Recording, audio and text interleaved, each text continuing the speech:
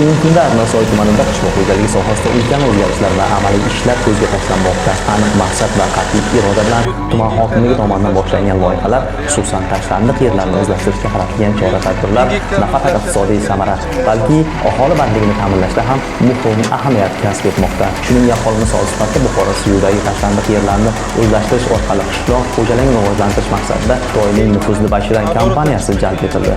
Bundan bir oy avval tuman hokimi Odil Musanov ushbu kompaniya vakillariga Buxoro suyudagi yerlarni ko'rsatib, ushbu yerlarning unumdorligi yuqori bo'lsa-da, qarovsiz qolganligi natijasida o't bosib ketganini ta'kidladi.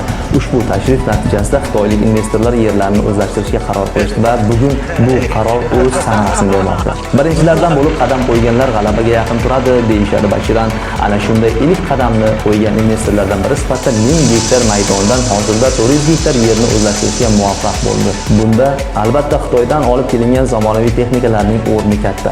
O't bosgan, haddan tashqari qattiq yerlar shudgor qilinib, zamonaviy diskalash uskunalari yordamida maydalanib, ekin ekishga tayyor holatga keltirilmoqda. Tayyor holga keltirilgan yerlarga zamonaviy chigit ekish skelkalari orqali 76-10 sxemada Xitoy chigitlari ekilib, eng asosiysi chigit qator oralariga tomchilatib sug'orish uskunalari ham o'rnatib ketilmoqda. Bu nafaqat suv tejamkorligini ta'minlaydi, balki yuqori hosildorlikni ham kafolatlaydi. Bashiran kompaniyasining Arnasoydagi faoliyati faqat qishloq xo'jaligi bilan cheklanib qolmayapti. Kompaniya mahalliy aholi bandligini ta'minlashda ham faol ishtirok etmoqda. Bugungi kunda ishga qabul qilingan har bir xodimga 4,5 million so'mdan 7 million so'mgacha oylik maoshi belgilangan bo'lib, soliq to'lovlari orqali davlat byudjetiga ham hissa qo'shmoqda. Hozirda ishchi kuchini yanada kengaytirish maqsadida ishga qabul qilish jarayonlari davom etmoqda.